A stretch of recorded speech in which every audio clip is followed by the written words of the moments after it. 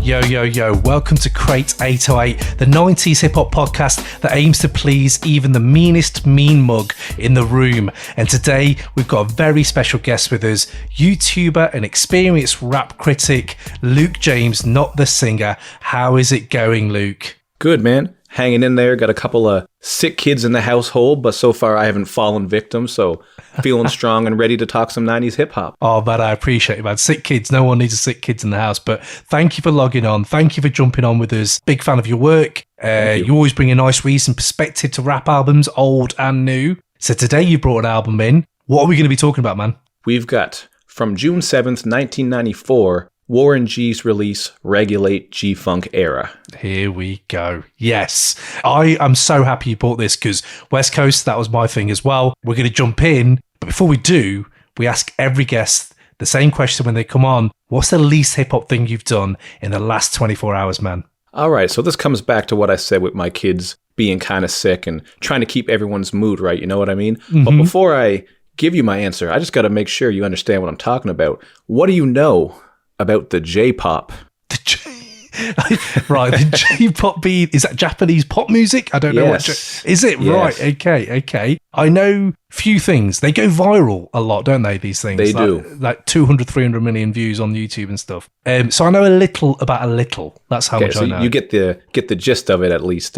My daughter, she loves this stuff. The videos are very crazy and bright and colorful, and they're always wearing wacky dresses and dancing around. Like, you just have to see it for yourself, man. It's like almost like an acid trip or something like that. So, you know, she was feeling a little bit down. We put on some Twice, that's one of the groups, and then there's this other girl, Carrie Pamu. She's one of the most popular ones. She had a couple memes out there. If you ever heard that song, Pon Pon Pon. She says pon pon pon over and over. Anyway, we put that on, had a little J-pop dance party, man. That's not really a very hip-hop thing to do, but you know, you got a sick little girl at home, you'll do whatever you got to do. You got to go to the J-pop. Why not? J-pop, mate, that's lovely. What a lovely vision. What a lovely thing. Yes, it's not hip-hop, but it's great. What a dad. What a great dad. Do it. So there we go, out there, J-pop, let's do it. I want some J-pop, hip-hop crossovers now. That's what I need. But before we do anything on this album, I usually do a little intro, so people who don't know get to know the album. So here we go.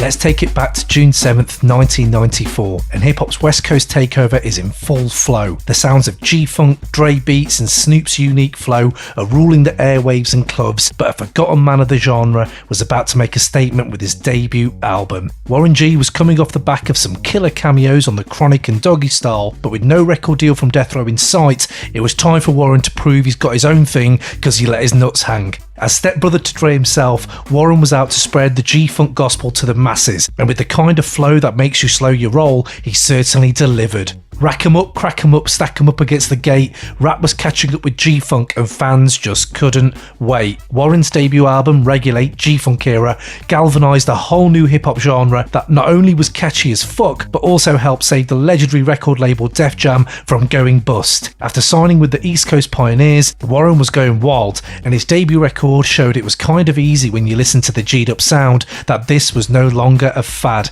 as Warren and Nate Dogg's historic single Regulate proved. Regulate infiltrated the global pop culture with its mix of smooth but sinister songwriting and that classic funky sound. Your Pioneer speakers were bumping as you smoked on the pound to this, an album that showed in 1994 rap was growing at an exceptional rate. Launching Warren and Nate into household name territory, Regulate proved they could get in where they fit in by delivering a more laid back, less hardcore style of West Coast rap that even your mum knows all the words to this day. So, Luke, thank you for indulging me on letting the people know. You let me know why you think this album should be in Crate 808. Well, for me personally, this is one of those albums that really just takes me back to simpler times, you know. Dropped in the summer of 94 when I was just turning 10. This is a time where I was really just falling in love with hip-hop. I was listening to a lot of Wu-Tang, a lot of Outkast, a lot of the West Coast stuff. That was the stuff that really stuck with me. Things like Spice One, Snoop Dogg in particular, Dr. Dre, of course. And then just the sunny, smooth G-Funk vibes of this album. Even now, it just still holds up really well, in my opinion. This is an album, as you alluded to in the little breakdown there, it just really helped propel G-Funk forward. And Warren G put his own spin on it, you know? It wasn't the most crazy lyrical or concept-driven album by any means, although you do get a bit of social commentary on there, and we'll speak on that later. But just the overall feel of it, man, I love these beats, just that classic West Coast sound. You get those piercing synths, you get that deep bass underneath that just, you know, you can thump that in your trunk. You're having a barbecue pool party, just hanging out in the summertime. Really just fits that atmosphere, man. Really just the album that I like from start to finish, and there's not too many of those. Yeah, man. What amazes me more about this album and the title track just going so globally massive, it's amazing how a huge population of hip-hop fans feel exactly the same way as you've just said about this album. And just to think, just a generation and a half before us, when you got into hip-hop, you got into New York hip-hop, you got into East Coast hip-hop, and the fact that this changed a whole viewpoint on what hip-hop was for a whole new generation of fans, it was like a gateway album, like Doggy Style and The Chronic, into, oh, it's not just New York. And I didn't even know much about New York rap because West Coast was the first thing I really fell in love with. And this album was one of them that it's just a global smash hit. There was like so many white English bedrooms were like playing this album. I think what's also amazing, just to put it in perspective as well, is this is back in the 90s. So we're talking before the internet. Like now you could be anywhere and you could drop an album or a smash hit song and you're everywhere all of a sudden, just like that. You're up on Spotify, you're on all the blogs, all the websites and whatever. But it was much more complicated back in the 90s, man.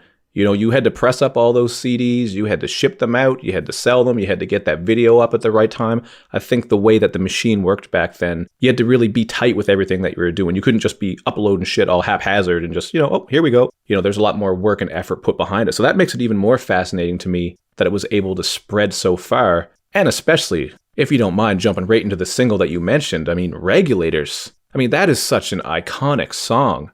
As a single, like, I mean, come on. To this day, that storytelling is a classic. Absolutely, man. Absolutely. And yeah, let's dive into that. Let's do it. I mean, you were talking about it wasn't half done. You can kind of tell he's worked with Dre on The Chronic and Doggy Style because it's so well produced. Like, it still sounds clean and fresh. And Regulate as a single, one of our sections is what's aged the best. And I just was like, well, that clearly, like off this album, if there's anything that's aged the best, it's the fact that Regulate is still on heavy rotation at parties and clubs and like Spotify. And when you're in the office, Regulate comes on, every single person knows that track. And I think that's the thing this album does for me, because as a kid, the subculture I belonged to, no one else was into that where I was in England. But this single, Regulate, coming out, that was so thrust out there that people have no common with, like the goth kids, the indie kids, the guys who are into rave music. We all loved Regulate. It's just like a pop hit. So yeah, do you remember when you first heard it? Like, what were your feelings when you first heard Regulate? Oh man, that's taking me back now. I can't remember when exactly it was. It would have been not long after that album had come out in the summer. This is back when everybody was dubbing cassette tapes, so there's a little throwback for some of the youngins out there. You might not even know about that, but I remember there's a couple people in my neighborhood, and I don't know if you guys had this over there, but you might have heard about that Columbia House CD deal. You ever hear about that, where you get the 10 CDs for the penny? No. Wow, that sounds amazing. Yes, it's ridiculous. You'll have to read up on it. I'll actually have to catch up on it because I forget all the finer details. Basically, you paid like a penny, maybe some shipping and handling, whatever it was, and they sent you 10 CDs. And as a result, you were supposed to keep ordering CDs. It was sort of like a trust thing, which I think people were just gaming that system, because a lot of people in my neighborhood were doing that. And, you know, a lot of the time you didn't have to buy these CDs because you knew someone had it, or these tapes. So what you would do is you would just dub them. And that's how I got a lot of the first hip hop that I really got into. I mean, we had our music video stations, radio stations, not so much. We didn't really have anything for that. Rap wasn't booming like it is now, especially in Nova Scotia, outside of the city too. Like, I grew up in the boondocks in Nova Scotia. But yeah, so I'm pretty sure that's how I would have heard it, as someone had it. I know I had that dubbed on a tape. I remember seeing the classic video, of course, with Nate Dogg, R.I.P., one of my all-time favorites. And I remember one thing that blew my mind. Like, this might sound kind of crazy to you and some of the people listening, but I swear to God, I did not know that it sampled that Michael McDonald song. I didn't even know that song existed. That was so out of my realm. You know that, I keep forgetting. Yeah. Not in love anymore. We tried. We tried. They know what song we mean. We haven't got the same soul in our voices. That's why it's not the singer right there. But yeah, I remember that song was never in my realm of existence. So to me, like, it was just Regulators. And then I remember I was either at work or I was grocery shopping. This is much later in life. And then that beat started up. I was like, oh shit, they're playing Regulators at the shopping mall or the grocery store or whatever. And I'm waiting for this shit to come in and hear my boys Nate Dogg and Warren G. Mm-hmm. And then next thing I know, I hear this, I keep forgetting. I'm like, what the hell is this? This isn't Regulate. What is going on here, man? He's not telling me a sinister sale about, picking up some skirts to consume. Do you know what I mean? Yeah. Like, come on, where's that about? That's just going back to that, because I remember the first time I heard it, it was with the remix. With the remix, they had the Michael McDonald like verse in the middle. The original version is like they just play it out and there's no like you kind of just sit with it. But the remix has the vocals, and I loved it. I still do. Like, I'm not gonna lie. Like, as a kid, I was like, wow, what a hook. What a great hook. It's got nothing to do with the song, nothing to do with it. But you were just like, that's a great hook. I love that hook. But I mean, if we're going into Regulate before we're going into the other categories, can we talk about some of the lyrics and some, the actual story that they tell in this? Absolutely. Because I just have to, it's the language. Like, I don't know. I have my connection to the West Coast at 14 years old was zero, zilch. That was it. I think actually, no, went on holiday one time, but that was it. So when they were on there and they're using this kind of language, like it's a tad bit late and calling women dames, it's like almost very English. It's a very, very old English, just a tad bit late. That's what like people's grandmas say here. And you're like, what? That's so weird. It's coming from a guy who's a gangster rapper. So that for me was like a big thing. Like, it just sounded different to everyone else. We have a section called Hottest Bars on the album. Do you have like your favorite bars on Regulate on the actual track? I mean, there's so many. I got a car full of girls and it's going real swell. The next stop is the East Side Motel. And that kind of ties back into your point, right? Like who says that? Who says swell? Hey, I got some girls, man. Things are going real swell. Like nobody says that. No one's ever said that. No one said that and then got the girl. Do you know what I mean? Like, no one. Yeah, exactly. But then if you really dig into any old 90s rap, maybe it's all like this. But I just can't get over like Warren's first gambit when he comes out is Warren G was on the streets trying to consume some skirts for the eve. Like some sort of monster, right? right. Like he's going skirts. He's going to consume some skirts so I can get some phones. Rolling in my ride, chilling all alone. But it was the consume some skirts for the eve. Yeah, I've never, ever, ever at that time heard anyone say that. So I appreciate Warren for bringing this kind of stuff to us on a global hit single. That's the best thing about it. It's on a global hit single. Not only that, but just the fact that he came out, this was his single and, really putting himself out there. And he's getting jacked on the damn song. Not many rappers do. Most rappers are like, yeah, I'm going to be doing the jacking on this song. Yeah, but Warren G was getting jacked and he had to get saved. Nate Dogg just happened to be able to swoop in. This is how gangster G-Funk was, that the main rapper gets jacked and it's the R&B singer who saves him by shooting people. What? How's the R&B singer got harder lines than the rapper? And when you listen to this, all the verses, Nate's actually got this more sinister, like, uh-oh, holy shit, watch out for this guy. Whereas Warren just wants to play some dice. I think that's essentially what it is. He's like, I'm just going to play some dice. Oh, no, and the transition from dice playing to just getting stuck up is real quick. Like, it's a real, do you know what I mean? He's not even really started. That's how it is. So, that's how it is. That's how it is. But if just talking about Warren is I know you mentioned there about he's not the best rapper. He hasn't got the best lyrics. Absolutely not. But no disrespect. I love this album. We're praising this album. I'm sitting here saying absolutely not. But there are some verses on here where it sounds like he's freestyling. And most noticeably on the song What's Next, where he says, What's next? What's next? Who's NXET? Like, nobody in the studio is like, come on, man. You didn't even spell that one right. How much were you smoking at that point that you couldn't even spell NEXT? Like, that's my...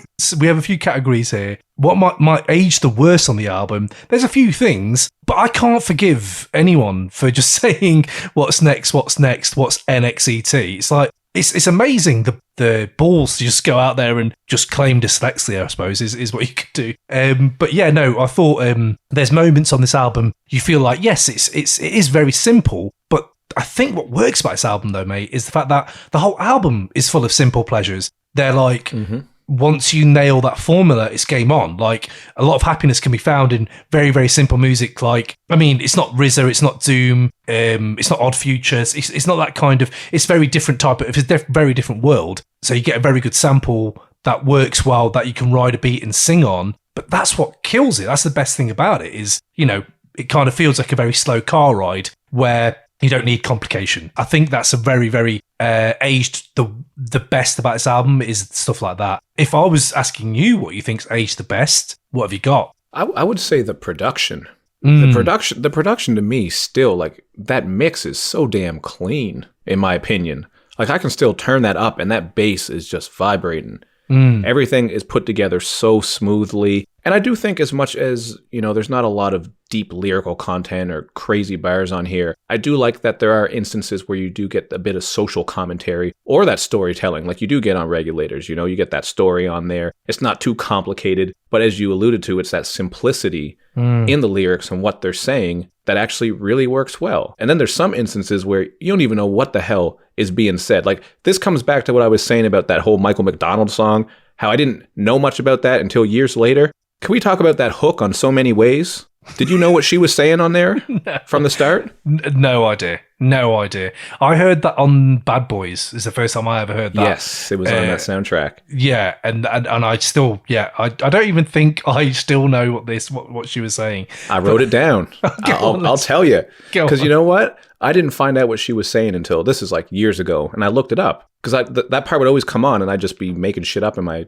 didn't know what I was saying. But she says, "Some homies are bad-minded, cannot take them for no friend. I'm sure they're illegal. Sure they're illegal. 'Cause I borrow, then they'll borrow, but I lend them a violin. I'm sure they're illegal. Sure they're illegal." There's me reading it in my nicest, cleanest tone. She'll lend them a violin? Yeah, I'm assuming she violins. It's incredible. I'm assuming she means, when people say, "Oh, I'm playing the world's tiniest violin." Okay. Like when you're playing a violin, I think that's what she means, unless Genius could be wrong, right? I looked up on a couple lyrics pages, and that's what every single one said, but it could be something else. The singer actually was, I'm not sure if it's Lady Levi or Levy, but that's who it was. She's a reggae artist. If you're out there and by some random coincidence you're listening to this podcast right now, please, Lady Levi, can you tell us what those lyrics mean? I think she may have passed. Oh no, really? Not to darken the mood, but I think she may have passed. I think it's just the idea, what she's getting at when you break down what she's saying. She's like, some homies are bad-minded, cannot take them for no friend. I'm sure they're illegal. Obviously there's some clear trust issues and things going on there. And then she says, "'Cause I borrow, then they'll borrow, but I lend them a violin." So maybe, I don't know, they're borrowing too much. Like, there's some sort of trust issue that she's getting at here. You can't trust people. Yeah. I'm sure they're illegal. I don't know if she means, that's how she says it, illegal. I don't know if she's saying literally illegal, like they're criminals and up to shit, or if she's using that as some sort of slang to say they're not legit people, like you can't trust them. In a world now where it's all about how it sounds and not what you say, this has been going on for quite a while. Like, in rap, Lady Levi was showing us in 1994, it's kind of just how you said it. Like, it doesn't really matter what you're saying now. It's 1994. We can do what we want. I think they had a bit more leeway back then, because if people were to say the lyrics on this album weren't that great, I wouldn't be arguing with them, because there's not a whole lot of that. But then what still makes this album work is that simplicity and the part that this is an album that really pioneered the G-Funk sound and pushed it forward. So, it's not just your average everyday guy who's just putting out a song that sounds like everyone else and has no content. This is someone who years and years ago was helping to push forward a movement. So, I give a bit more leeway, because I'm somebody who can be pretty hard on lyrics. Anyone who's watched my reviews knows that I really like concept-driven stuff and I like bars. But you know what? If it sounds right, it ain't always about the bars. When you have an original sound and, Warren G doing all the production on here, even that is incredible. Just the feeling on it. Although I do have to say, the girl Jaw Skills on here, yes, man, she has some damn flows on here, man. Yeah, she has the immortal line, I noted the line down from Super Soul Sis, break achy like Billy Ray, I'm fucking up the industry, and Finn's to be nanu like Mork and Mindy. So big up anyone who shouts out Mork and Mindy on a gangster rap album. Like, I'm there for that. So Jar Skills, big up. I thought you were going to quote the other famous line she has, which is on Running with No Brace, where she spits, "I'm hanging around like nutsacks with a dick." She's got away. Imagery is the first thing that I think of there. I like how she says it. She says it, the way she says it is so, like, if you go back and listen to the song, she's 100% serious. Like, she is hanging around with those nutsacks like a big old dick. She's not kidding. She's not just casually doing it. Like, she is hanging, man. She's dangling. She's dedicated to that analogy.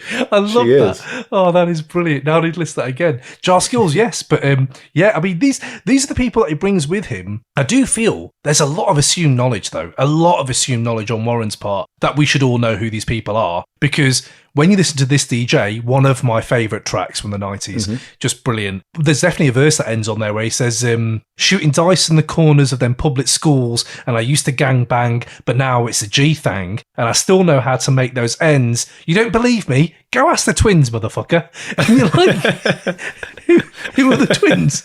Who are the twins? And why would I believe them more than I believe you? Like, I don't get, there's just so much assumed knowledge. Oh, actually, no, think about that. Isn't one of them's called Waniac? Waniac is one of them. I forget who the other one is, but that was one thing I had in my notes too, is what was kind of cool about this album is a lot of the people that he brought on, they weren't fully established artists at that time, as far as I know. Maybe on the West Coast, they had a bit more buzz, but it wasn't like where I wasn't hearing much about these people. They were all just kind of featured on Warren G's album. No disrespect to them, but that's sort of how it was always taken. And Waniac being a great MC name, it's just kind of wasted. I wish more people knew who this guy was. The name's amazing. It's just Wayne, but he's a maniac. I like the idea. I like how you broke that down. just for the extra slow people who might not have caught that. It's like a maniac, but his name's Wayne, so it's Waniac. but I think it's something about the name Wayne that really gets me. Like, no, Wayne's a maniac. They're very boring. But like, no. This one is a maniac. Yeah, this is the one. You better watch out for this Wayne. He's a Waniac. This ain't Wayne Brady, sucker.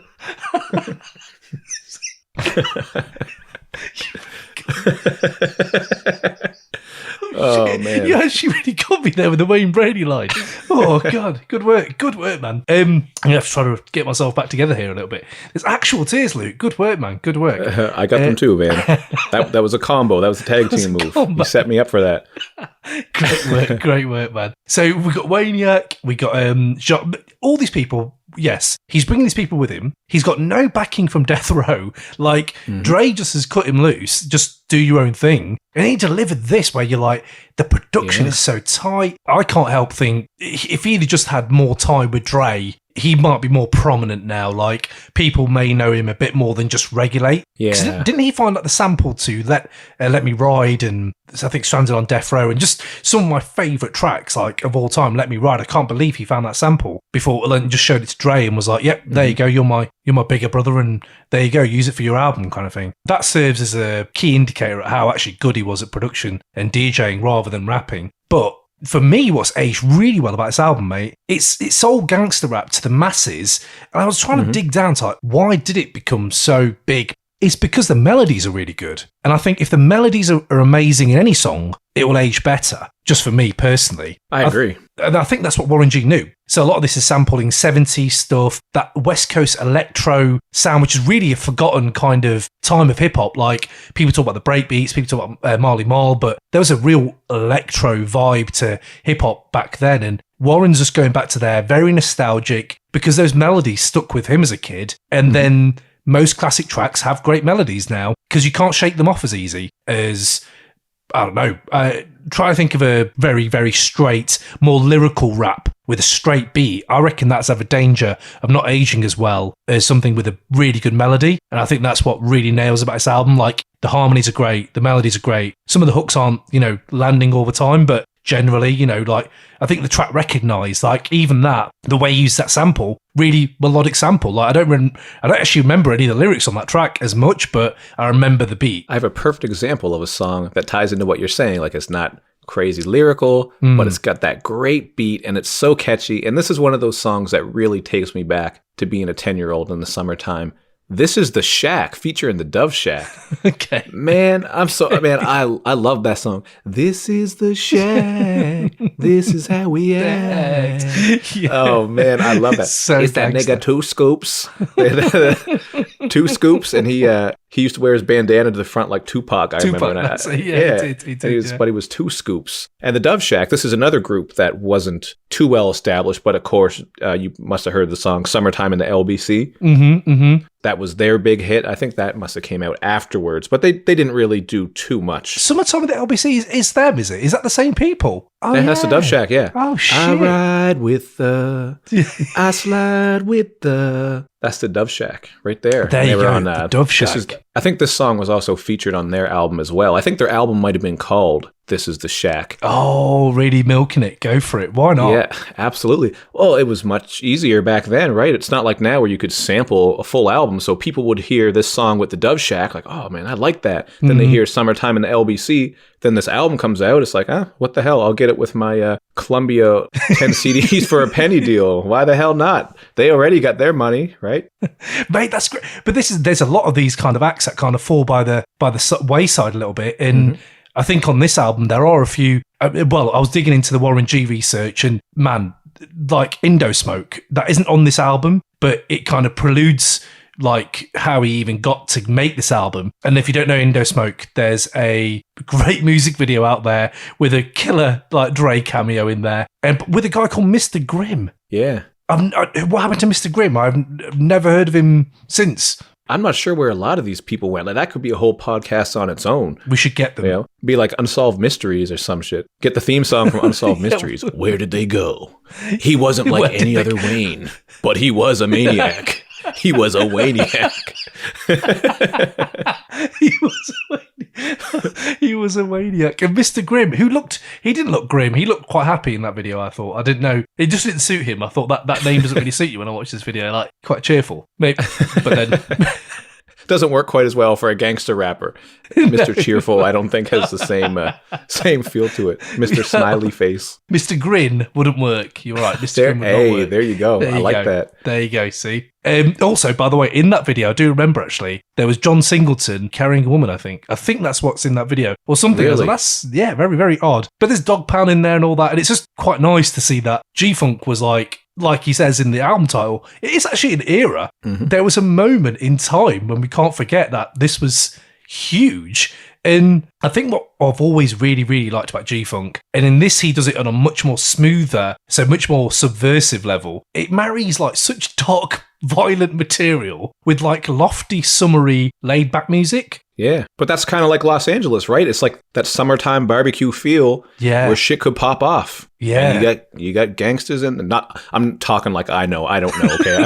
I'm from the country in Nova Scotia, but I've seen some movies. I listen to some rap music. But it's just that idea of certain neighborhoods. I mean, even here in Nova Scotia, all around the world, there's those neighborhoods where it's summertime, you're having a barbecue, things are going good, and then someone gets to fighting. Yeah. Or maybe a gun does come out or someone's talking to someone's woman. So it is kind of cool when you look at it in that way. And another thing I found about this album, the gangsta shit wasn't as crazy on some of the other G-Funk stuff that was going on at the time. Like I mentioned Spice One. And Spice One, like his bars and the shit he was saying, it was all clickety clack clack. Like everybody's getting robbed and killed. Whereas Warren G, I forget what song it's on, but there's one part where he's rapping about how he chose the music and DJing over getting caught up in that. Mm-hmm. And I think it might have been on Do You See, where he's rapping about coming up in the LBC with Snoop and Nate Dogg. And, there's that little bit of social commentary there where he sees all this stuff going on. He knows how it is. He's probably experienced some of it, but he's more of a commentator. It sort of seemed like, at least that's what I took from this album. It wasn't as in your face as some of the stuff that, say, a Snoop or Spice One were doing, although it has its moments. You've definitely made a good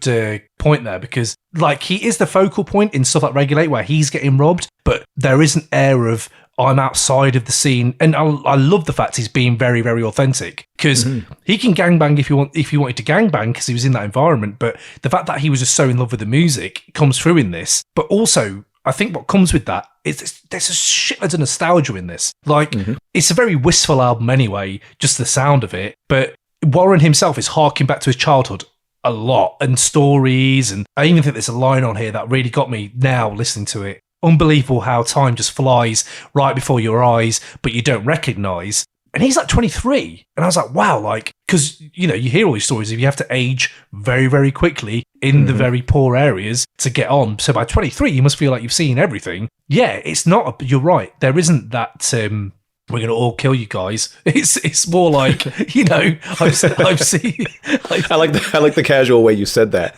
How would you describe the content of this album? I'll kill all you, all of you. There's not everybody one. gonna die. There's not one I will not. That's the crux of my MO for this album. But this is it. So I do enjoy that about Warren, and I think that your point is completely right, man. It's an enjoyable album on that front because it's just an easier listen. I'm not having to, like, there are moments, and we talk about Age the Worst, like, we've got NXET, yes, fair, but, like, there's moments like the 94 Hodraft skit.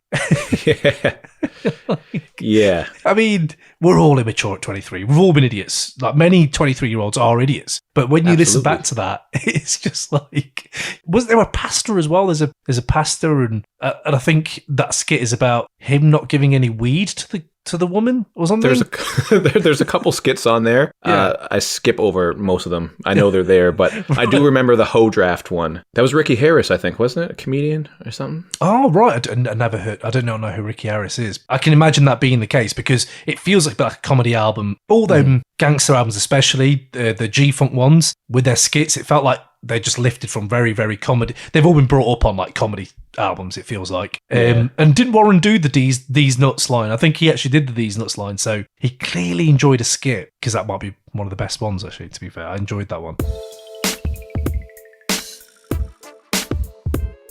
Hey, yo, this your boy Foul March, and right now, you are rocking live with the Crate 808 podcast. Enjoy this week's episode, and just remember to subscribe and rate and review.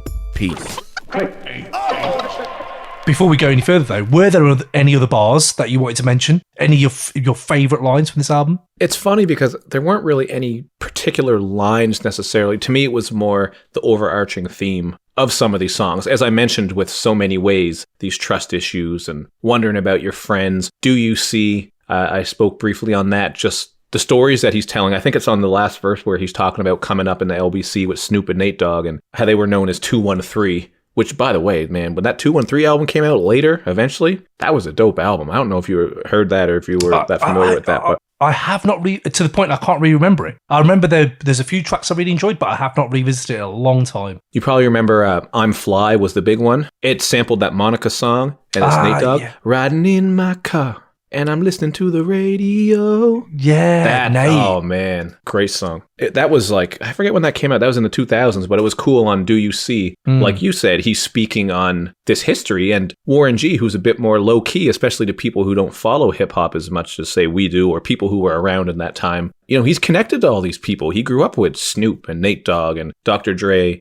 being his stepbrother and things like that, and it's kind of interesting how he was kind of the low-key one, and he had all these connections. He was right there in the middle of it all. And really after this album, not to get too off track, but I didn't find like his albums after that to be that great. Like he still had a couple songs and the production stuff was there, but it just seems like this one was the one. Absolutely. I don't know really what happened to that. I know that he had some animosity with Dre, with Death Row generally, because I think of Suge and stuff like that. Who didn't with him? right. That guy seemed to be, that was his thing, wasn't it? That was his little, but like running people over. Yeah, fucking hell, yeah. That's when the gangster really hit. So imagine if we had the internet back in the Death Row days when they were at the height. The stuff you'd see, Pac would just be posting so many tweets on Twitter. It would just be like, oh my god, like yeah, I can't even imagine that East Coast West Coast beef on Twitter or Instagram or nowadays TikTok. Imagine TikTok with that. Oof, huge. That's funny to think about though, like a Tupac's timeline on Twitter. Like 1 minute would be gangsta shit, the next minute it'd be all poetical about roses growing from concrete. It's like, what the hell is wrong? What's going on with this man? Be a little bit Kanye. I think. I'm so glad, actually, thinking about it now, that didn't happen. It's quite nice. It's quite nice. Like, even growing up, you kind of make these people who they're not really are. They're not really these people you make up in your mind, especially when you're so far away, detached from it. Like, this is nothing to do with my life. So, like, Tupac always seemed fucking hell like an absolute 100% gangster when he was hitting Death Row. Warren G always came across, whenever you saw him on telly or heard him, just like a nice bloke. Yeah, he's quite nice. Like, getting jacked in his videos. Yeah. Trying to roll some dice, man. I mean, Nate's the one that you should be a little bit worried about if you're on a night out. I think Warren, he's just trying to have a good time, just chilling. But Nate, but he's got his back, which is always good. But do you know what? We're talking about the album. I had to talk to you because, one, I've been following your work, Luke, just on YouTube. And I have to say, I just wanted to ask you, how did that even start for you? Where did you even come up with the idea where you thought, you know what, I want to start doing some YouTube content? Well, I actually used to just do silly, humorous videos, all of which are deleted now because they were just goofy. I mean, they got thousands of views and stuff, but it was just, I moved on past that stuff, Like you said, we were all idiots when we were younger. Yeah. Fair. Nothing too crazy. Don't get me wrong. Nothing too crazy, but just stuff that I was kind of I'm not going to miss this stuff if it's gone. And then what actually happened was I was just doing silly content. I'd pick a topic and make jokes about it and whatever. People kind of like that. But then one time, it all started. My music reviewing career started with Lil Wayne's I Am Not a Human Being 2 album, which has some of the worst lyrics I've ever heard in my entire life. And I remember listening to it and I was like, am I dreaming?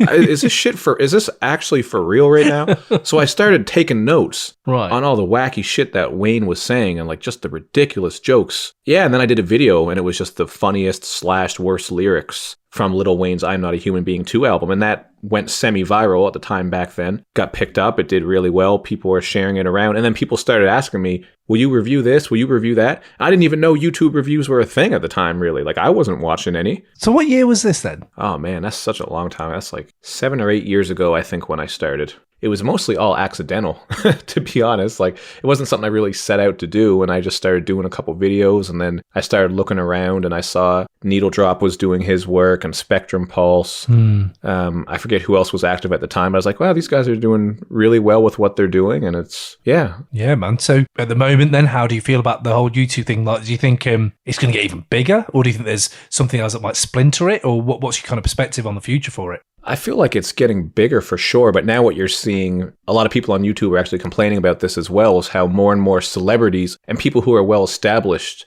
are coming to the platform, in some ways taking opportunities from, those people who are just trying to do their own thing in their basement or in their parents' house or whatever. When you have these celebrities coming on doing their shows and interviews, and there's nothing wrong with that. Don't get me wrong. I'm not saying they can't do that. YouTube's a platform for everyone, but it's really changed a lot in that sense that it's taken more seriously. And of course, with the advertising, you have a lot of things that people are looking at where sometimes it seems like certain videos are getting pushed more based on the revenue that can be made. There's a lot of shady shit that goes on with YouTube, all of which I don't understand it fully because I'm sure there's some things that are beyond the scope, but this is something people have talked about forever in the YouTube community and how it's growing. So it's a good thing in that sense that it is growing and getting more popular, but at the same time, it can get harder for people who are just trying to start up, I think. Yeah. And the content is changing too. I mean, a lot of it now is that gimme, gimme, gimme. For example, reaction channels now are very popular. And you have some that are great. You have guys who do the reactions and then they offer opinions and they break things down. And, it's very informative as well as entertaining. But then there's some channels I've seen where they're literally watching a stand-up comedy, for example. Then there's a little video of them in the corner and they're just laughing. Yeah, that's true. And that's all and these motherfuckers have 100,000 subscribers. I'm like, who is watching this shit? Yeah. I ain't talking about the good ones. They're not all created equal. And it's the same with review channels. They're not all created equal. You have the ones who take a bit more time and effort and detail. But yeah, it's YouTube. It's a funny thing like that. But I think a lot of it is people want that instant reaction. I definitely notice if I take a bit more time on a review, for example, it's not going to get as many views as if I were to upload it within a day or two. So you sort of have this struggle where it's you want to be fair with the album and take time and sit with it. But at the same time, I don't believe you need to sit with an album for a week or 2 weeks to know how you feel. I just don't think that's how it works. You kind of know what you like. You can listen more, see where it goes. So it becomes a balancing act, finding how much time you're going to take because you don't want to throw away your integrity just by putting a video up the same day. But that's where the views and subscribers are. So it's difficult. Let's say if right now Kendrick dropped an album and I listened to it and I put a video up within 2 hours, that shit would be, man, it would explode because everybody's searching for that, right? But the content would be shit probably because it would just be immediate, right? So a bit of a rant and a ramble here, but that's kind of how the YouTube game is, man. No, I mean, you say it's a bit of a rant, but at the end of the day, I think it comes down to one key thing as a creator, as someone who, end of the day, you start from a whole fan perspective. You start because you love the genre and the music. I think it comes down to, do you do it for convenience, or do you really want to be proud of the kind of product you're putting out there? For instance, for this podcast, I mean, I'm very, very aware right now, for everyone who's listening, that it's content creators talking about making content. So I assume a lot of people are, oh, here we go again. A podcaster talking about podcasts.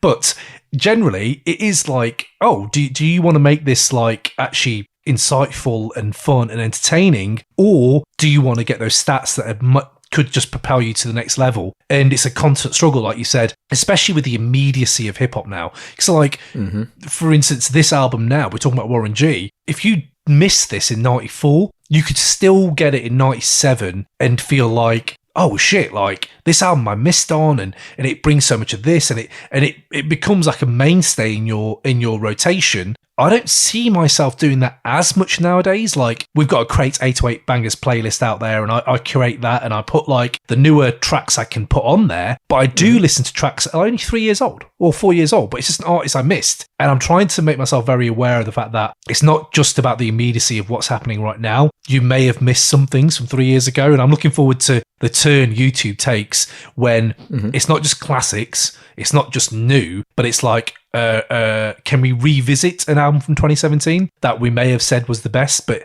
it's now been 3 years? Yo, what up, y'all? This is DJ Premier, and you're checking out the Crates 808 podcast. I put an S on it because there's more than one record in the crate, you know what I'm saying? So that's how we dig, that's how we play, and that's what real DJs do. You heard? That's why it goes down. We out here. Another staple thing I ask. It's something not everyone likes to answer, but I'm going to ask you anyway, man. I know this will change every day, but top 5 MCs of all time, top 5 MCs. Okay, that is definitely a loaded one. I get asked that all the time. I'm sorry. So I thought about it, and I prepared an answer it'll give a good enough of an answer. It might be kind of cheating, but for me, it's just a loaded question because, you know, I was born in '84. I've been listening to rap like since I was like 6, man. Like, I've been a huge rap fan pretty much all my life. Probably not 6, but, you know, like when Crisscross came out, so I was young, kind of first started getting into it. So there's so many different things to think about when you do this top 5 list. But for me, artists like Jay-Z, Tupac, and Scarface, like, they always are going to show up in my top 3. But then you got guys like Kendrick Lamar, even though he's newer. You have Ghostface, Freddie Gibbs, Common. These are guys who have, in my opinion, amazing discographies. And when I think of my top 5 MCs or top 10, top 20, whatever, I try to look at it from that angle of discographies. Like, whose discography would you want to take rather than, you know, who's the top spitter? And that's why I think this conversation can get complicated sometimes, because Eminem wouldn't be very high on my list because I think his discography has just taken a massive hit. He's got a couple albums that I love, but there are other artists who their discography sticks with me more. Whereas Eminem at his peak as a rapper might be better than those rappers. You see what I mean? So it is absolutely kind of complicated. Then I have my personal favorites. Like, anyone who knows me or follows the channel knows that I go hard for these 3 in particular. Devin the Dude, love me some Devin the Dude music. DJ Quick, Zero.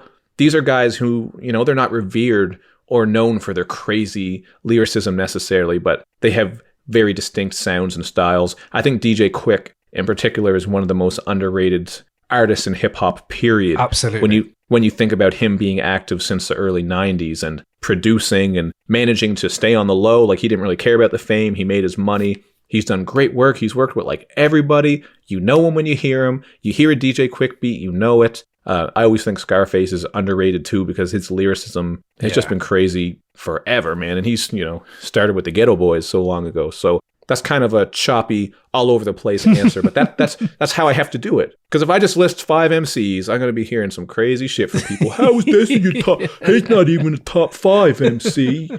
What? Why is Eminem not in there? It's loaded. But it's to get that. The reason we even started this podcast is because just chatting shit about rap. There's so many different perspectives, and there's so many like top 5, just a way to get me to know a little bit more about like the sound you love. There's a lot of West Coast love in there, and a lot of like love for people that need to be recognised more. So I really appreciate that you bring names that you're genuinely are your favourites, and you're not just listing names that everyone lists. And I think that's the thing with it's between artists, or is it an MC, or is it an entertainer? So yeah, there's loads of little nuances in there. but I really enjoy how you attack that top 5 because, yeah, you got away with it, man. You did well. I don't think anyone can hate on you for that. You got to tell me now. What's your top 5? No one's ever done that. No one's turned it around, man. Are you serious? No one's ever turned it around. Nobody ever turned that around on you? Today's the day, motherfucker. Okay, with the same caveats as you've given then. Okay, this is me on the spot a little bit. So mine changed because I revisit a lot of 90s stuff for this podcast. So my top 5 right now, I would say of all time, Biggie has to be in there. No one tells stories like him to this day. We had Eric Sermon on the pod and he came on and he was like, even to this day, who raps like him? Like who has the same Shine. You couldn't even finish your sentence. Name one rapper. Shine. Shine raps. What was that other guy? What was that other guy? Gorilla Black. Gorilla Black. No, oh my I know. God, Gorilla Black. Yeah, flashback, Gorilla Black.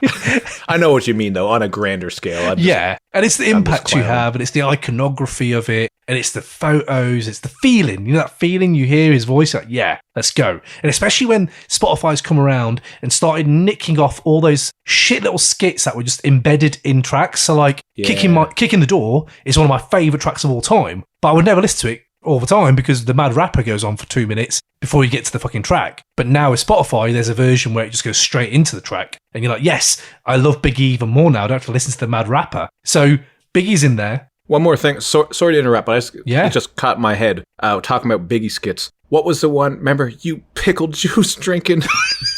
You know what I mean? When he's slamming that girl, like he's destroying this poor woman. Like, God, her womb must have been rearranged.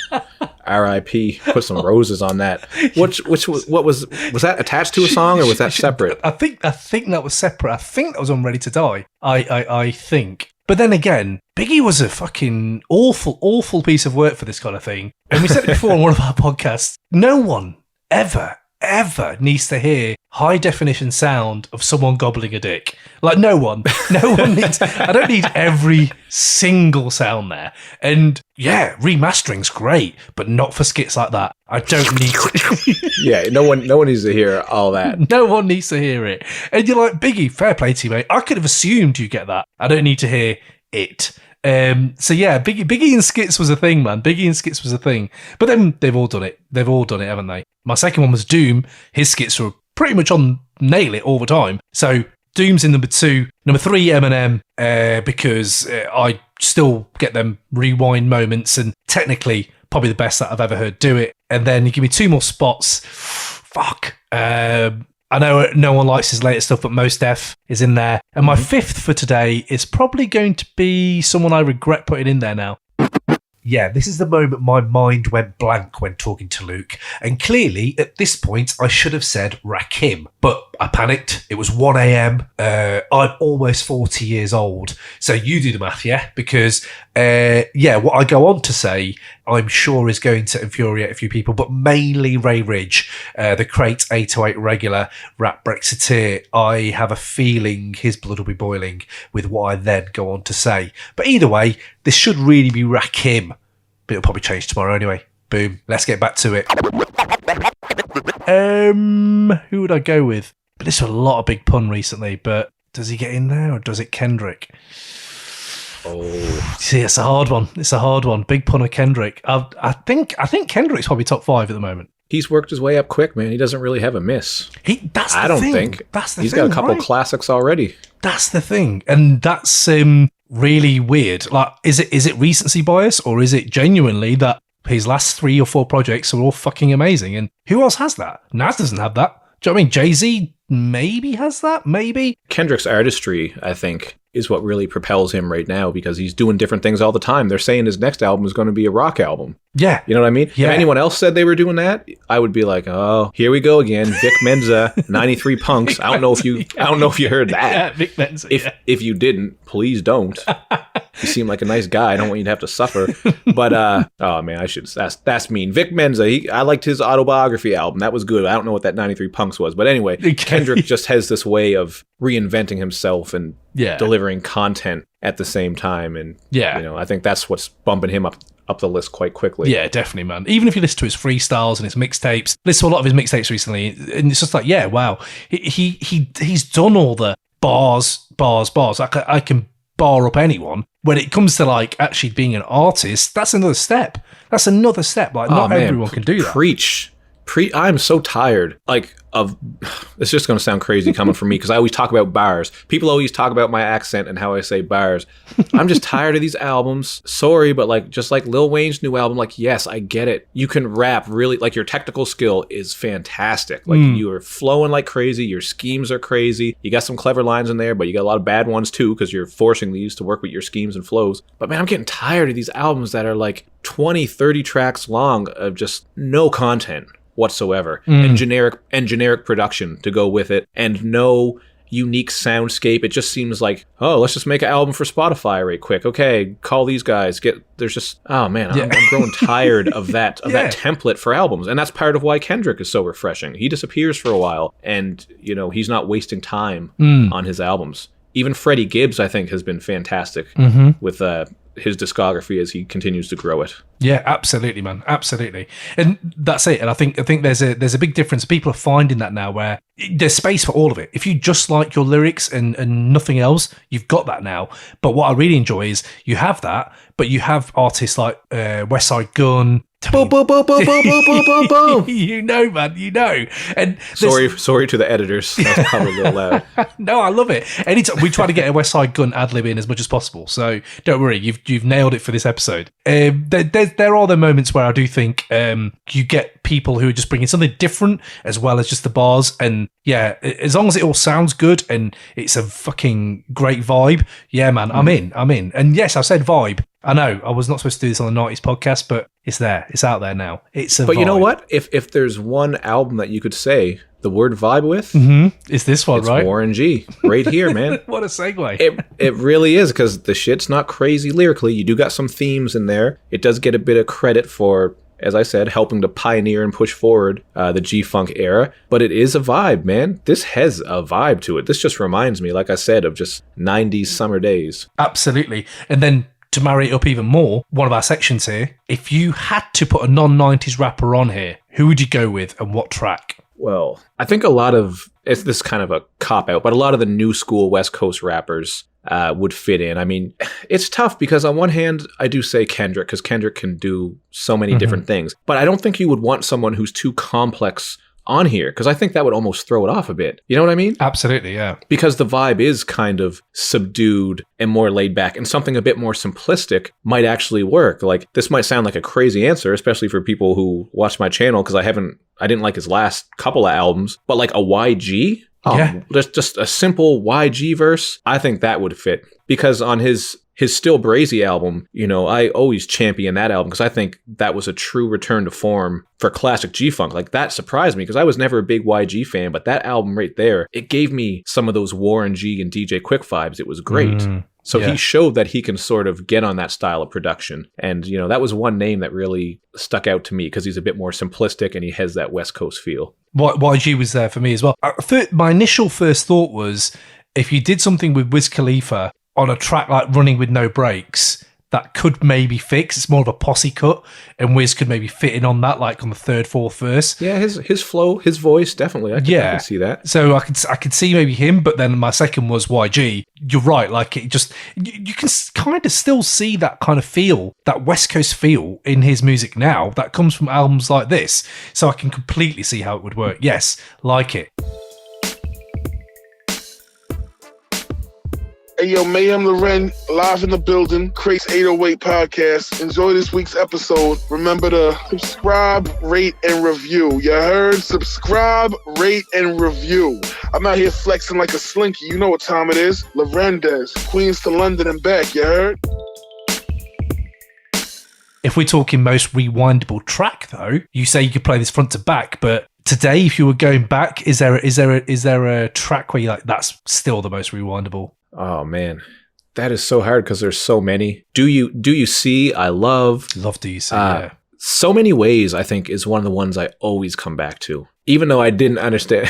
Even though she's lending violins out there, but just that beat and the way it starts. Oh man, yeah. Just the way it starts in "I am superstar" or whatever she says at the start. 1167, yo, that was my intro. Oh, man. Yes. Yeah. That is that. But this is what I mean. This album does have them earworms genuinely all the way through, where you're like, maybe there's a few tracks I may skip nowadays, but yeah, like still pretty much front to back. It's a great album on that. I had like, I don't know if it's my most rewindable, but it's definitely my hidden gem. You know, when you go back and you think, I really needed to give this more time, and it's You Don't Stop. The beat, it just changes the way you walk. And the way I think Warren says, fuck it, Warren's going wild. yeah, go Warren. Go wild. Do it. I love that. You really get that fun feeling. As much as we talked about that there's not a lot of crazy concepts and lyricism here, you get that feeling that they're just having fun with it, and it kind of worked with what they were doing. I feel like that comes through on certain albums. For a more recent example, I don't know if you heard that Trill Static album where Bun B and Static Selecta, they did it live. They recorded it live on a live stream, and they had all the rappers coming and going recording their verses. What? That was a live stream album? Yeah. You can actually watch it on YouTube. You should look up. The live stream is hours long, but it's pretty cool. And you just feel that natural chemistry and fun. They're in there laughing, they're redoing their takes. Like, I feel like some albums are missing that now too, because a lot of it is just, I'll send you the beat. Okay, send me the verse. I could be wrong, but I'm sure that happens very often because everybody's so busy and it's so easy to be connected. But that feeling that you get when people are in the studio working together and vibing is, absolutely, you can't beat that. And that's it. I think even the track Regulate we've talked about, the way it's split up so intermittently, it's not a normal rap song. And I think that definitely takes you to be sitting down with someone, writing it out, working together as a group. Yeah, man. It's like Dre and all those guys tended to work together as a group anyway, I think. I don't think Dre was on his own in the lab. I think he had Daz. He had all those people scuttling around, doing bits and bobs, and he just took all the credit. So it's fine. There's another guy that doesn't get his credit. Go on. Corrupt and Daz. I feel like the Dog Pound gets forgotten. Yeah. I also I had to look something up because I thought I made a mistake. I was like 1167. It was 111070. That was my intro. So that must have been his birthday. Oh, that line. 111070. He says 111070. That was my intro. But now in 94, I'm rolling a 64 because things get shady where the grass is greener. Niggas throwing up sets in hoods like they never seen her. Young Mac Daddy do his thing because I pack right. I got 44 ways to make you act right. 44. 40. Do you mean you've got a gun or you've actually got 44 ways? He's like holding it upside down and shit. He's like swinging from a trapeze. This is way number 37. I still got 7 more. I'm still going. That's amazing. That is amazing. But yeah, man. But if I had to answer Rewindable Track, by the way, I had this DJ. This DJ still, to this day, is so good. The amount of G-Funk in that track. Well, do you know what? It's because it comes off so many ways. So I think so many ways comes on, and then it goes into this DJ, and you're like, you're almost G-Funk overload. It's like, yeah. But then you start convulsing. Yeah. G-Funk. You know what I mean? But then you realize, can you ever really have too much G-Funk? Like, is that a problem? I don't know if it is.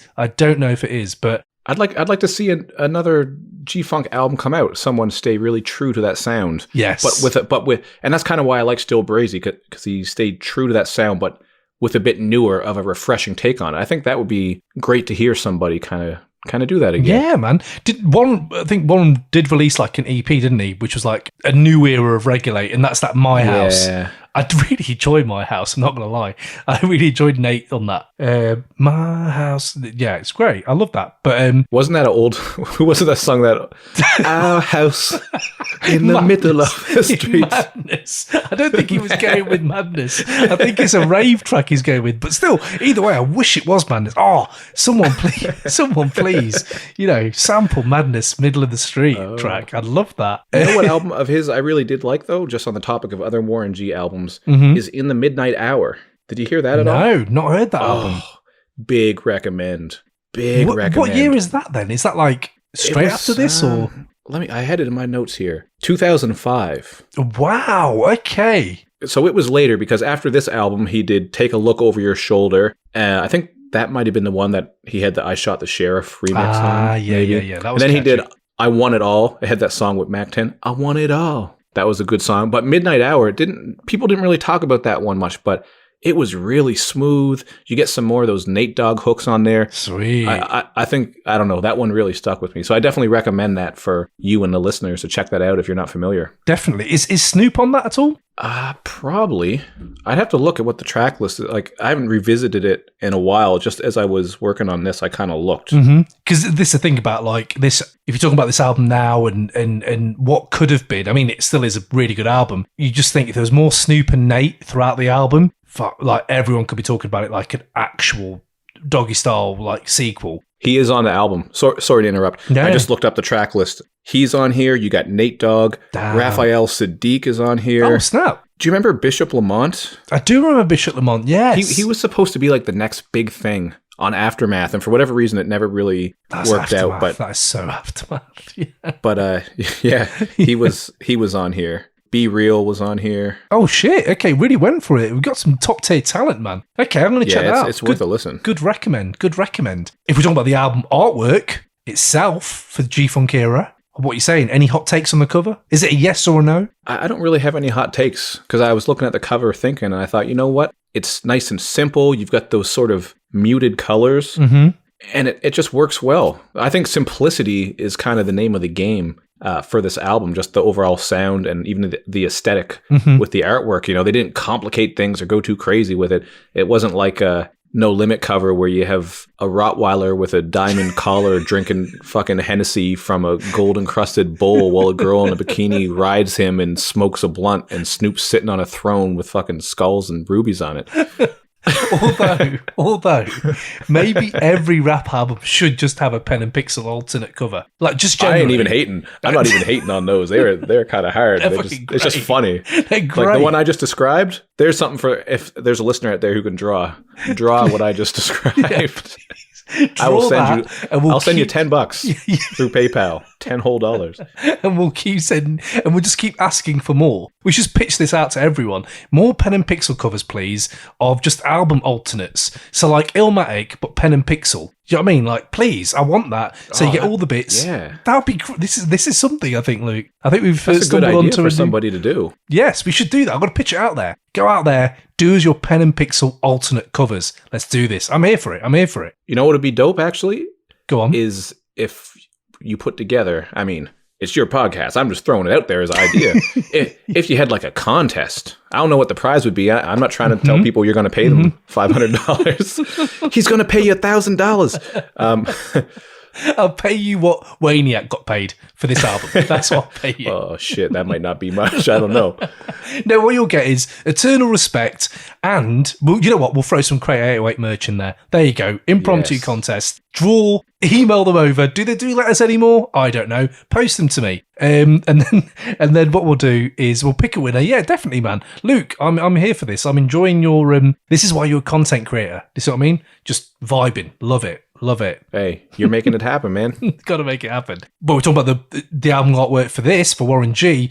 The only thing I really enjoyed about it, not the only thing, I do actually really enjoy the album cover. It wasn't the only thing, but it was the thing that I took away where I was like, oh, wow, this is when fisheye lenses were used right. But then again, if you were to be quite esoteric about it, it gives the whole cover like a very flexible, curvy, wobbly feel, which is exactly what G-Funk is. It's not straight and narrow. It's more like wavy and bouncy and stuff like that. So it kind of gives you that bouncy feel just looking at it. I was like, yeah, it kind of really marries up. So good work on the fisheye lens, guys, whoever did that. One of our staples as well, we realised going through all the debates and all the album revisits of the 90s, there were like 3 people who just kill features in the 90s, and they happen to pop up a lot in our debates. So we ended up calling the Feature Trinity, right? Mm-hmm. You have to put one of these guys on this album. Busta Rhymes, Method Man, or Nas. Which one are you putting on? And what track? Oh, man. I'm putting... Again, I think Busta has such a wild style. Mm-hmm. I mean, Busta's a legend icon. He can do whatever he wants to do, and I'm sure he could do something to fit on this album, but just on a very basic level. Like, I'm picturing wild ass Busta. Not really picturing him on this album. And then not really sure, Nas is going to come in with all this crazy deep storytelling next to Warren G misspelling 4-letter words and shit. Warren's like, what the fuck have we done here? Who ordered this guy? Come on. You know what? I'm sure Warren G is so tired of that line being brought up. Because we brought up like 4 or 5 times, and we love this album, got the utmost respect for Warren G, but even we're laughing at that line. I'm sure he gets asked about that in every interview. He's got to. But I don't. It's one of them nuances in rap history that only us nerdy rap heads will know. Like, if we were at a gig and someone went NXET, I'd be like, oh shit, yes, we all know this. Wait, I just thought of something. Do you this is so stupid. Do you think he corrects it now when he performs it? Because at this point you can't. You can't do that now. I would be pissed if I was at a Warren G concert.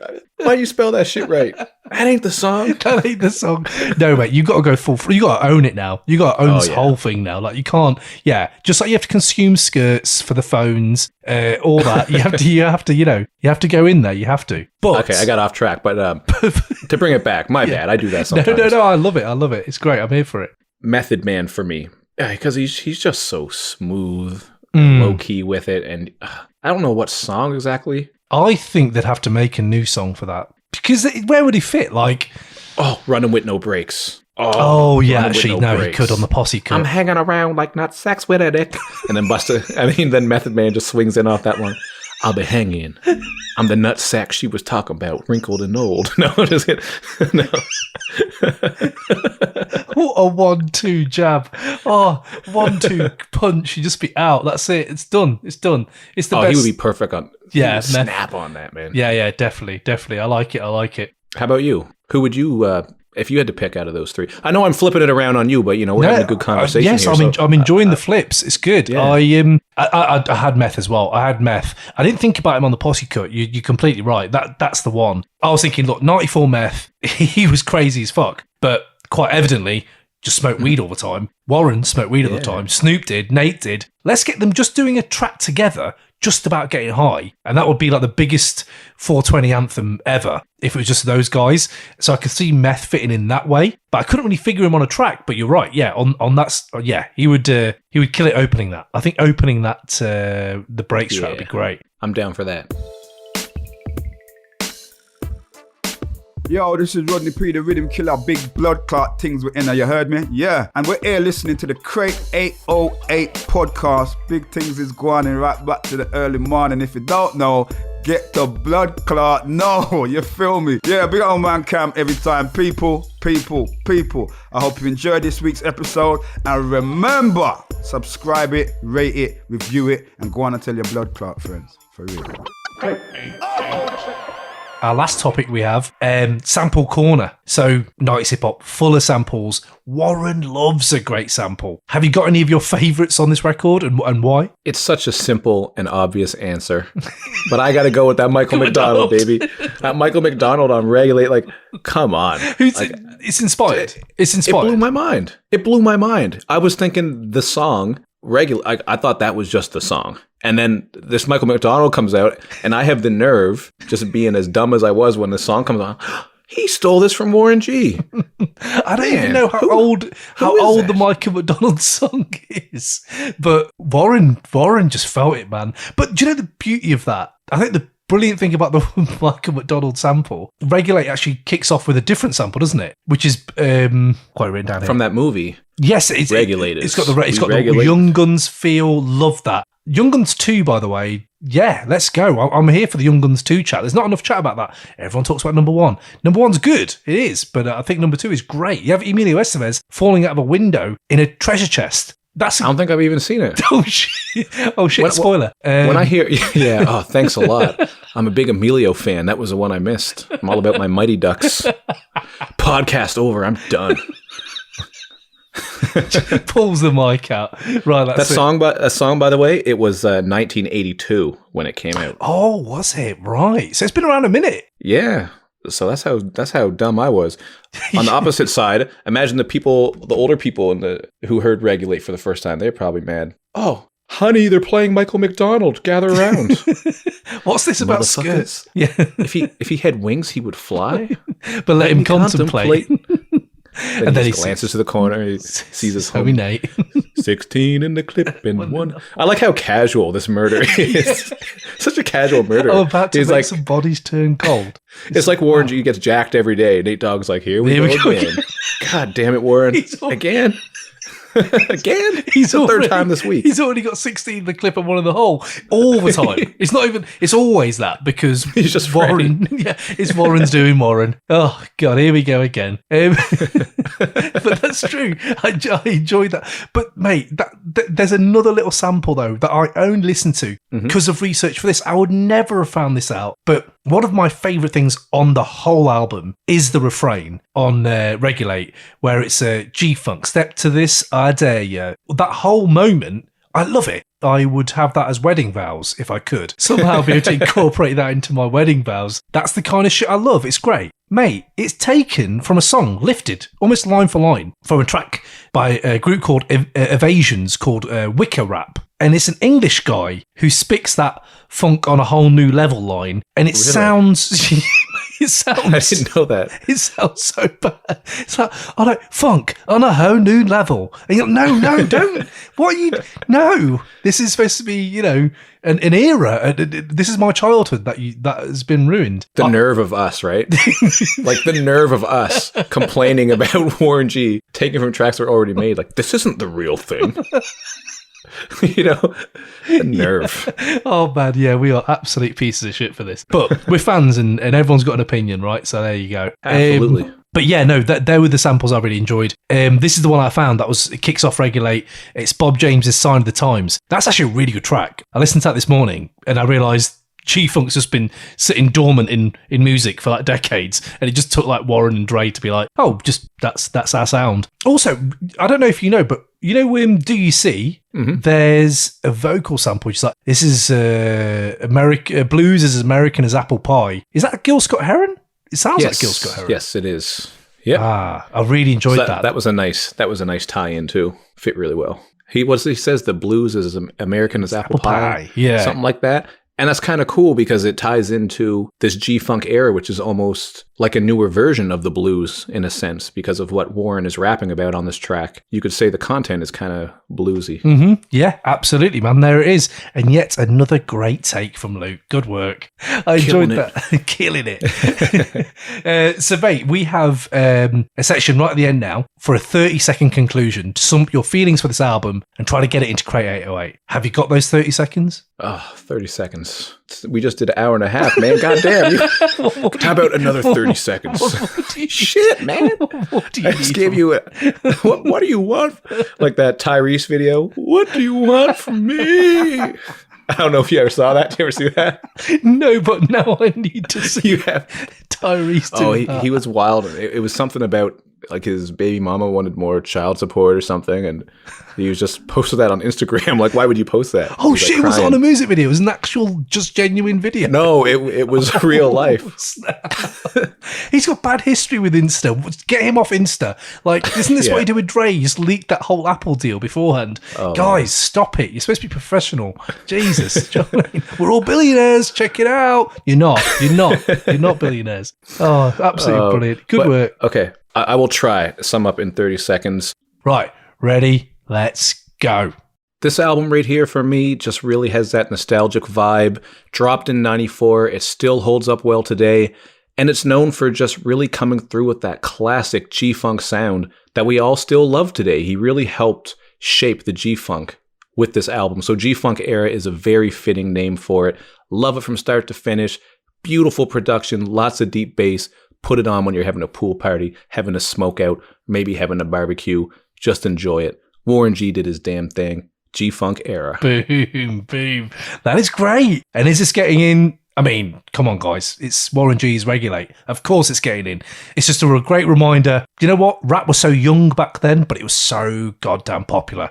And it's easy to forget figures like Warren G, unless we recognise them for their work, which is what we're doing right now. So there we go. Warren G's Regulate, G-Funk era, into the Crate 808, annals of fame. Thank you, Luke, man, for bringing this. Bro, I've had a wicked time recording this with you. If you have any more albums, anything else, come back on. Absolutely, man. This was a blast. Yeah, man. Lots of laughs. We went through everything. I could definitely come up with something again for sure. Wicked. And people out there, Get them pen and pixel alternate covers to us, please.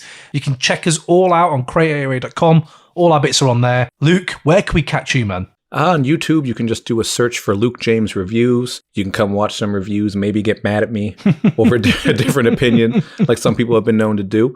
Once in a while, I deserve it. But, I try to be fair and balanced, but really, I just have to be honest. I don't worry too much about backlash or anything. And I always stress to people that it is just my opinion. When I'm reviewing stuff, I'm not telling you have to like this. I'm not saying... if I don't like an album, I'm not saying it's pure trash. And if you like it, you're trash. You're a bad person. I'm just telling you what I think and why I think that way for the sake of discussion, just to throw that out there. So Luke James Reviews, you can find me on YouTube. Luke James BGN on Twitter, on IG. Luke James Reviews also on Facebook. But I mean, come on. People don't really mess around with Facebook too much anymore. But bro, trust me, a lot of our audience is on Facebook. I really? Slept on it for a while and then realized, we've got like over 2,000 odd people just checking in all the time. So wow, shit, actually quite good. So you forget what I said then. Everyone on Facebook. You can find me on there, I guess.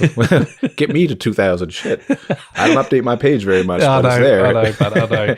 I'm looking forward to see more of your reviews, because if there's one thing I can say about them, do you know what? Just recommendations is good. There's so much music out there now. When I see a new video pop up on my stream, on my feed, it's like, there's another new album I may have missed. And usually I have missed them. So it's quite nice to just see your take and, usually go off that and be like, let's check this out. Or not. Or check it out to disagree with you. Either way. Thank you. I really appreciate that. And on that note, just right quick, just since, you're over in the UK, what are your feelings on that J Hus album, that new one? Do you know what? I like it. The first time I listened to it. Yeah, it really is. The first time I listened to it, I have to say, it went so quickly like a breeze where I was working at the same time. So I was like, nothing stood out to me. The second time I listened to it, I was like, oh, wow, no, this has actually got quite a bit of, quite catchy. It's very, very catchy. Yeah, I think he's gonna be quite big. He's already quite big already, but like I think this might push him to the next level. There's a guy I like who's like a guilty pleasure, and in fact I think you'll probably hate him, but I'm gonna recommend him to you anyway. Check out this guy you're gonna hate. yeah. His name's M Huncho. He wears a mask. Yeah, M Huncho. He wears a mask. Looks like a very big guy, but he kind of auto-tune sings. Okay. And I got him through one of my little cousins, basically. He's like about 20, and he was like, you got to listen to this Hemuncha guy. This actually leads really nicely into the last thing we ask our guests before they go. What's the last great thing you heard? Could be old, could be new. I'll say right now for 2020, that Mick Jenkins Carefree, that song. Oh, man. Mate. That's my favorite song of the year so far. Easily. Luke. That track is so wavy. I'm here for this. This is why I love having you on, man. Yes, Mick Jenkins, that whole EP, I love it. I was going to review it. I did loads of little notes on it, and I thought, do you know what? Doesn't really fit our kind of 90s vibe, but I really love that. I love that EP. I thought it was great. It's a good EP. One of the best projects this year. So far this year, that J Hus, it is a bit outside of my taste, just like you were saying with M Honcho. I'm not usually too big on the auto-tune stuff, but I do have a soft spot sometimes for reggae and dancehall and Afro vibe stuff, just because it's so fun. And like you said, the hooks are so catchy. So far I like that J Hus album and that Mick Jenkins EP, The Circus. Those are the two things I've liked the most this year. I feel like this year has been a little bit slow, to be honest with you, but we do have Jadakiss is coming up soon. I look forward to that. His two singles are great. I love the two singles that he dropped. I'm just hoping that he doesn't do what he's been doing on some of his last albums, where he fills it out with like generic trap and like really bad auto-croon features. Like I know once in a while an artist has to have a song or two like that on their album, but I just want that soulful Jada with some gritty, grimy street Jada. You know what I mean? Who do you want on the boards? I think Alchemist would be quite nice. Alchemist, absolutely. Give me like maybe some Jake One.